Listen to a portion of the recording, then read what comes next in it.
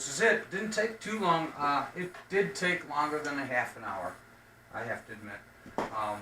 Actually, throwing it together literally could take about a half an hour, but I like to take a little bit of time to make sure everything's really nice and lined up and looking sweet.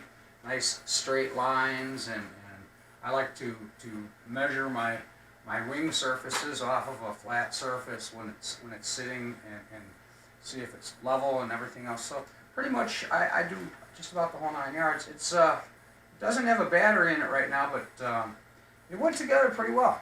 I'm kind of surprised, actually, to tell you the truth. For such a little model like this, it's actually kind of beefy. But lightweight, this thing's going to be a super easy, smooth floater, flyer. But from the videos I've seen, it can go about 130 miles an hour with a 4S battery. So, well, I don't have a 4S battery charged up. I just tried one in it, and the thing screams. I mean, it absolutely just screams. But I do have a 3-cell here that's got about a half a charge. Picked this up from Motion RC today. They gave me the wrong connectors. Kind of my fault. I guess I ordered it that way. Let's bring the camera over here so you guys can see this here a little better. Okay. So anyway, this is the FMS F-18 or F-18. Sorry. This is the FMS F-15c Eagle. It really does look. I mean, it's uncanny. It's identical, really, to my 90mm. You know, without the speed brake, the air brake right here, and it doesn't have flaps, and it doesn't have the day bright lights.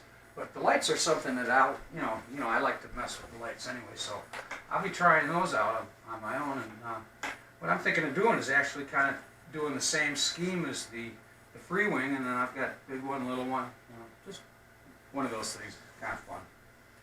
So anyway, I'll fire this thing up for you real quick and let you hear it. I did put the 12-blade fan on here. I tried it first with the 6-blade. I wish I had maybe done a video on that to see so you guys could see the comparison. Night and day difference in the sound. A lot of people were commenting about the vibration on this thing at about 25% throttle. Yeah, big time, big time. What the problem is in there is there's a brass sleeve that goes around the armature, the shaft of the motor, and then they've got a bushing that goes up to that, and they tighten that up to the shaft, and then the shaft adapter slides over that. It's really kind of funky. But what happened here is that they've got just a little bit of a gap space. The sleeve's not down as far as it can go. It really kind of needs to be pushed onto the motor. It all kind of has to be there. You have to hold that shaft in place or the motor goes flying out the end. So the way to get rid of that, the way I got rid of the noise, was first to just slide the sleeve all the way back up and push the bushing down kind of tight, kind of snug, and then snug it back up. That worked, but when I put the fan blade, the 12-blade assembly in here, it was a whole darn unit, and it just slid onto the motor. I still had to use their brass sleeve, and that's how I found out about the motor wanting to come off the other end. When I started running, things started doing weird things, and so we took care of that. We figured that one out. No instructions with these things, of course, like that. So it's trial and error. You figure it out. If it works, it works. If it doesn't, it'll let you know. Hopefully not in a bad way, but unfortunately things do happen. So anyway, let's fire this up here real quick, and I'll give you an example of what this thing should sound like. And I don't think it'll go vertical, at least not the way I've got it set yet. It's going to need, I think, a bigger ESC, and if we can find room. I mean, there's like no room in this fuselage, guys. I've got a 2200 3S in here. I tried to fit I did get a 4S to fit in there, but man, it was not easy. Just was not easy at all. No fun. It was actually kind of a nightmare. So, all in all, I don't know that it really needs a 4S. This is a 3S, so you guys tell me, you be the judge. It feels like it's got plenty of thrust for as light as this thing is. I think it's gonna cruise. If I can get these, if I can get the battery cable in here. There we go. Okay, I'm sure there's a method to the madness here. I'll have to figure that out. But yeah, we've got all the, oh, helps to turn the radio on, doesn't it? It's actually supposed to do that before you plug a model in. In case somebody else just did.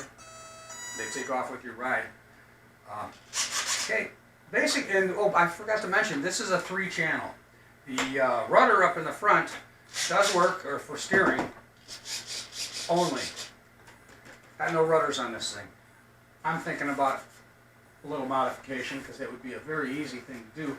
They've actually kind of got the outlines here that it would be very easy to just cut rudders in there and put a couple servos in each side. A couple micro servos would probably work real well. But yeah, everything works pretty good. But here's the sound. This is what I like.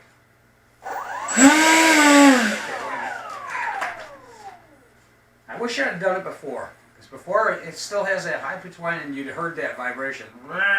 It sounds like the thing's going to fall apart. Gets past a certain amount and it disappears. But this seems to have done the job. Listen. Starts off real nice.